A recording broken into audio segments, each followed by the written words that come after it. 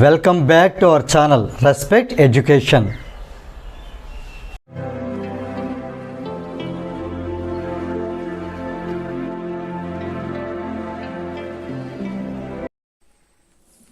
ఈ వీడియోలో మనం ఎక్సర్సైజ్ 8Cలో క్వశ్చన్ నెంబర్ 11 ఎలా సాల్వ్ చేయాలో నేర్చుకోబోతున్నాం. వాట్ ఈజ్ ది రెసిస్టెన్స్ మనం R తో ఇండికేట్ చేస్తాం. What is the resistance under normal working conditions of an electric lamp rated 240 volts?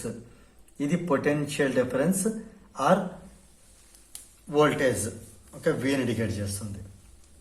60 watt ఇది పవర్ ని ఇండికేట్ చేస్తుంది.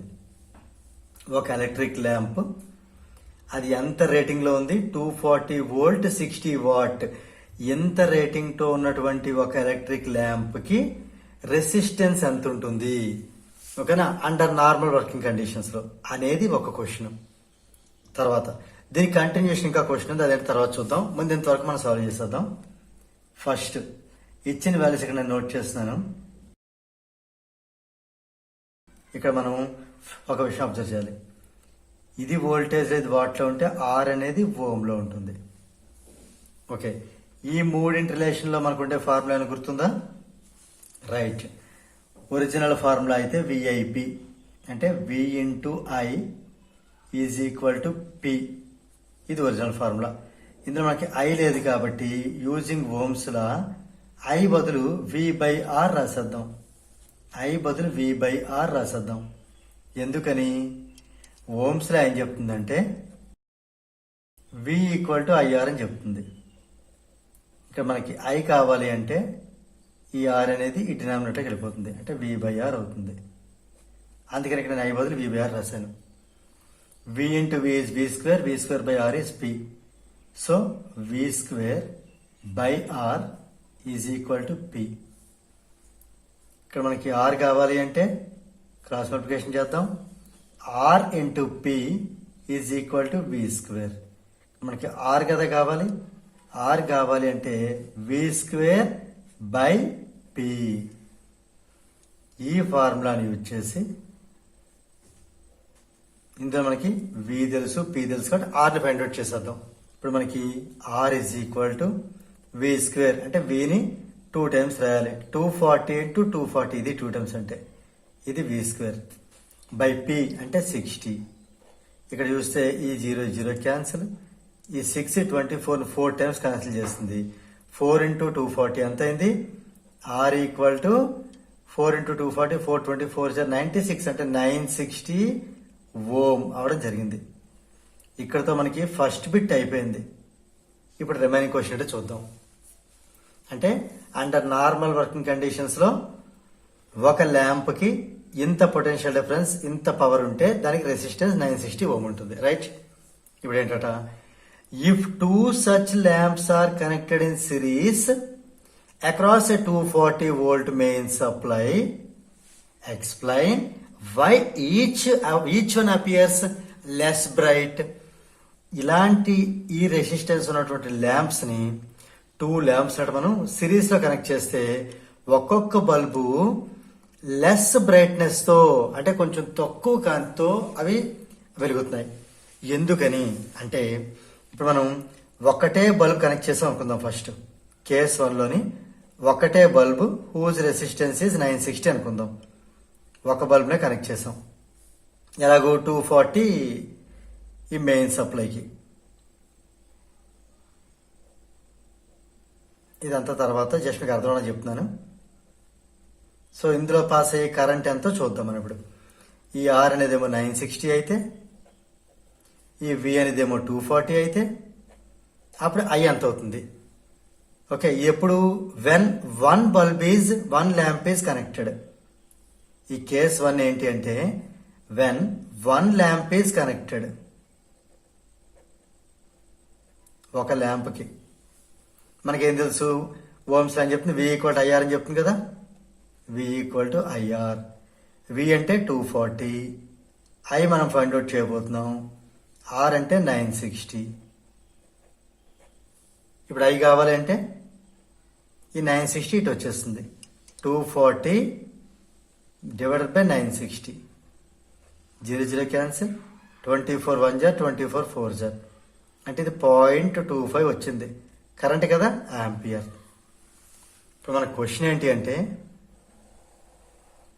ఇలాంటి ల్యాంప్స్ అట 2 ల్యాంప్స్ సిరీస్లో కనెక్ట్ అయితే, అంటే ఇది ఒక రెసిస్టర్, ల్యాంప్ అంటే ల్యాంప్ కు రెసిస్టెన్స్ ఇది, ఇలా కనెక్ట్ చేస్తే ఇదే 240కి,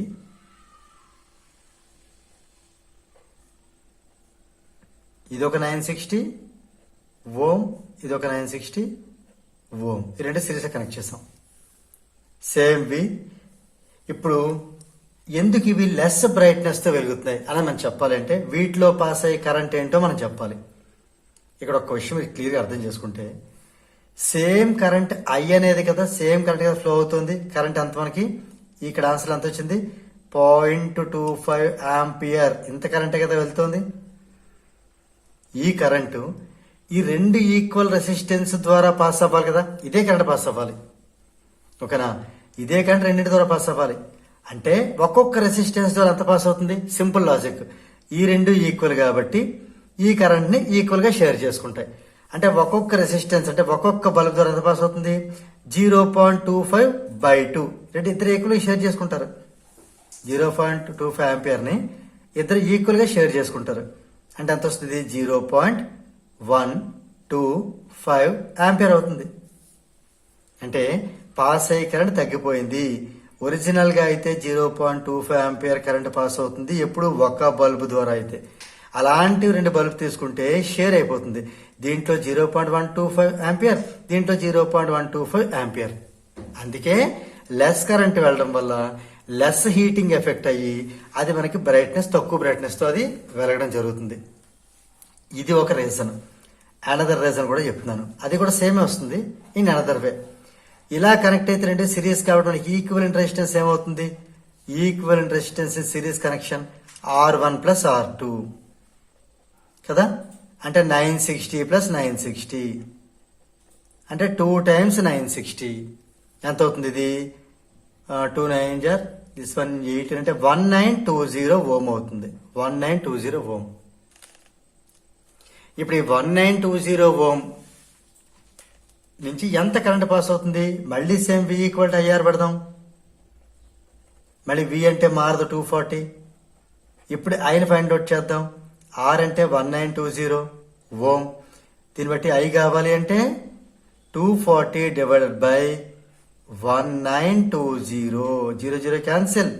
అంటే 24 డివైడెడ్ బై దీన్ని ఏమన్నాం 2 times 96 ఇందా చేసినట్టుగా. అంటే ఇదంతా మళ్ళీ I1. ఇది సెకండ్ టైం కరెంట్ I2 అనుకుంటే ఇదంతా I1 అంటే I1/2. I1/2 అంటే ఇందాక కరెంట్ లో సగం, హాఫ్ ఆఫ్ ది కరెంట్. క్లియరా? ఇందా మనం చెప్పింది అదే కదా. అంటే హియర్ దీన్ని సింప్లిఫై చేసినా కూడా మనకు ఆన్సర్ ఎంత వస్తుందంటే I2 అనేది ఓకే 0.125 ఆంపియర్ రావడం జరుగుతుంది. అది I1/2 అని కూడా చెప్పొచ్చు. అంటే కరెంటే సగం అయిపోయింది ఇక్కడ. Okay, current half of the current అయిపోవడం వల్ల మనకి హీటింగ్ ఎఫెక్ట్ ఏమవుతుంది, ఇప్పుడు ఇక్కడ రాస్తున్నాను చూడండి.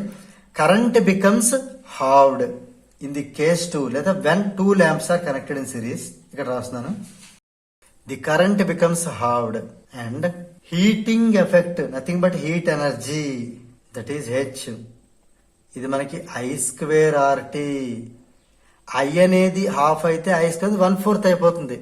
అంటే ఇదేమవుతుంది, ఇట్ బికమ్స్ 1/4. అంటే here we can write that it becomes 1/4 అవుతుంది ఇది. And becomes 1/4. That is the reason each bulb appears less bright.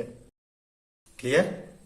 So అందువల్ల ఇది మనం ఒకటే బల్బ్ పెడితే బల్బ్ చాలా బ్రైట్ గా వెలుగుతుంది. ఇదే కరెంట్ ఇద్దరికి షేర్ చేసేస్తే కరెంట్ ఏమో హాఫ్ అయిపోతుంది. హీటింగ్ ఎఫెక్ట్ అనేది I²RT. ఇది 1/2 అయితే I² 1/4 అవుతుంది. అంటే హీటింగ్ ఎఫెక్ట్ కూడా మనకి 1/4 అయిపోతుంది. దాని వల్ల ఏమవుతుందంటే ఇవి లెస్ బ్రైట్నెస్ తో వెళ్ళడం జరుగుతాయి. సో దీంతో మనకి ఈ క్వశ్చన్ నెంబర్ 11 అనేది కంప్లీట్ అయింది. If you feel this video is helpful to you, Please like, share and subscribe our channel. And please do not forget to press the bell button so that you will get the notifications from our channel. Thank you very much.